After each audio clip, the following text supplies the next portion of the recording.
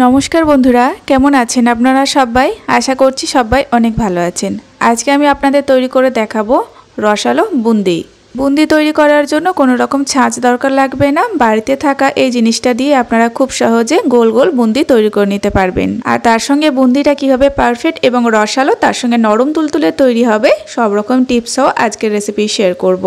আজকের ভিডিওটা পুরো দেখবেন, অনেক ভালো লাগবে। আর আজকের রেসিপিটা ভালো লাগলে একটা লাইক করবেন, তার সঙ্গে অনুরোধ থাকলো চ্যানেলটিকে সাবস্ক্রাইব করে অবশ্যই পাশে থাকবেন। তো চলুন শুরু করে দিই আজকের রেসিপি।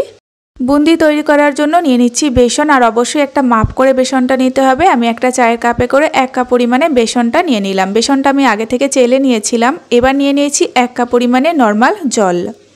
তো বেসনের মধ্যে কিন্তু কোনো কিছুই মেশাবো না, শুধুমাত্র জল দিয়ে মেখে নেব। আর জলটা অল্প অল্প দিতে হবে আর মেখে নিতে হবে। তো প্রথমে আমি 1 কাপ জল নিয়েছি। 1 কাপ জল নিয়ে প্রথমে একটু মেখে নিচ্ছি। তো এখনও পর্যন্ত এই ব্যাটারটা তৈরির জন্য আমি পুরোপুরি 1 কাপ জল দিয়ে দিলাম। আর এই 1 কাপ জল দিয়ে প্রথমে আমি একটু মেখে নিলাম। তবে দেখুন এখনও অনেকটাই এখানে মোটা ঘনত্ব আছে, এটাকে একটু পাতলা করতে হবে। বুন্দি তৈরির জন্য এতটা মোটা ঘনত্ব কিন্তু হবে না, এর থেকে একটু পাতলা করতে হবে। তার জন্য আবারও সেই কাপের মাপ করে 1/2 কাপ জল নিয়েছি। আর অল্প অল্প জল দিয়ে আবারও কিন্তু এই ব্যাটারটা আমি মেখে নেব। তো প্রয়োজন মতো জল দিয়ে এখানে আমি ব্যাটারটাকে খুব ভালোভাবে ফেটিয়ে নিলাম 2 থেকে 3 মিনিট মতো। কতটা পরিমাণে জল লেগেছে সেটাও আপনাদের সঙ্গে আমি শেয়ার করে দেব। এবার ব্যাটারের ঘনত্বটা আপনাদের দেখিয়ে দিচ্ছি। দেখুন এইভাবে উপর থেকে যখন ফেলার চেষ্টা করবেন তখন দেখবেন এরকম একটু ছড়িয়ে ছড়িয়ে পড়বে, মানে একটু ছাড়া ছাড়া হয়ে পড়বে। এই দেখুন এরকম একটা ব্যাটার রেডি করতে হবে। এবার এটাকে আমি চাপা দিয়ে 2 মিনিট মতো রেখে দেব। তো বেসনের এই ব্যাটারটা তৈরি করতে জল লেগেছে প্রথমে 1 কাপ, আর তারপরে 1/2 কাপ নিয়েছিলাম, তবে পুরোটা লাগেনি, 4 চামচ মতো লেগেছে। আজকে আমি এরকম সাবানের বাটির সাহায্যেই বুন্দি তৈরি করব। সকলের বাড়িতে এটা থাকে, পেরেকের সাহায্যে এটাকে ছিদ্র করে নিতে হবে। বুন্দির যেমন সাইজ হয় সেভাবে ছিদ্র করে নিতে হবে।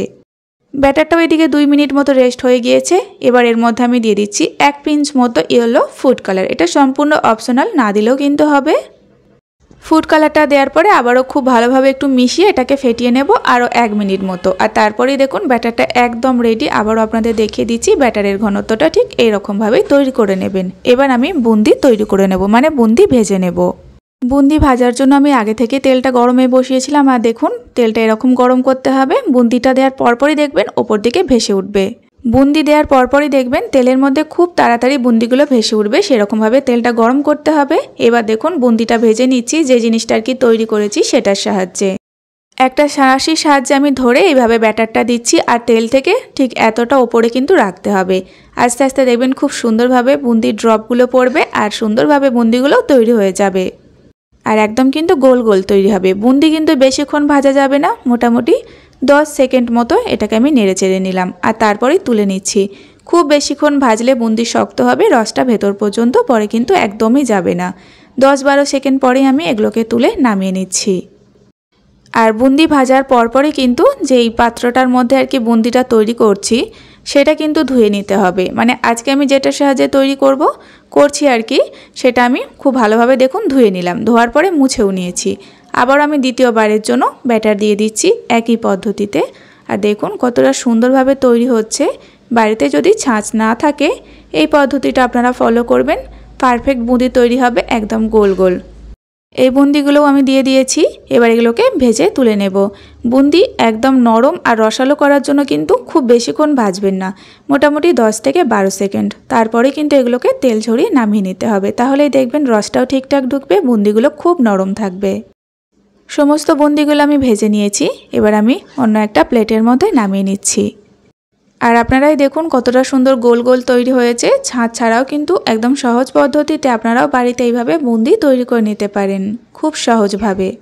আর দোকানের মতো লাল বুন্দি তৈরি করতে চাইলে আপনারা কিন্তু একটু রেড ফুড কালার দিয়ে আলাদাভাবে একটা ব্যাটার থেকে এইভাবেই বুন্দি ভেজে নেবেন, তাহলে একদম দোকানের মতো দেখতে লাগবে।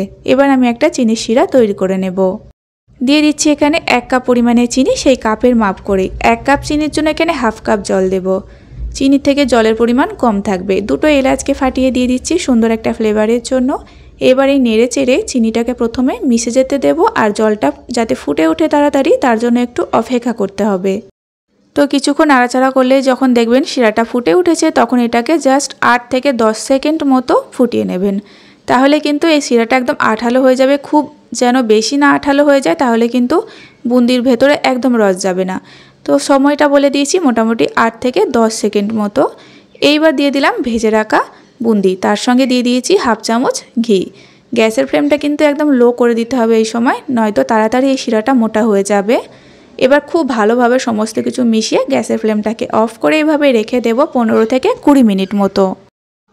15 থেকে 20 মিনিট মতো আমি চাপা দিয়ে রেখেছিলাম, আর তারপরে রসটা বেশ অনেকটা কমে গিয়েছে, তবে দেখুন এক্সট্রা রস একটু থেকে গিয়েছে। এরকম যখন দেখবেন তখন কিন্তু একটা এরকম ছিদ্র হাতার সাহায্যে এগুলোকে একটু ছেঁকে তুলে নেবেন, দেখবেন একদম ঝরঝরে হয়ে যাবে। তো খুব সহজভাবে তৈরি হয়ে গেল ঘরোয়া উপকরণে আর ঘরোয়া পদ্ধতিতে পারফেক্ট রসালো বুন্দি। দেখুন একদম রসালো তৈরি হয়েছে, তার সঙ্গে একদম সফট। আপনারাও এই পদ্ধতিতে বাড়িতে বুন্দিটা তৈরি করুন, দেখবেন একদম পারফেক্ট হবে, দারুণ খেতে লাগবে।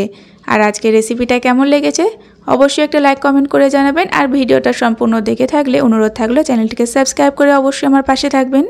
আজ এই পর্যন্তই বন্ধুরা, আবারও ফিরে আসবো এরকম কোনো সহজ রেসিপি নিয়ে। ততক্ষণে আপনারা সকলে ভালো থাকবেন এবং সাবধানে থাকবেন।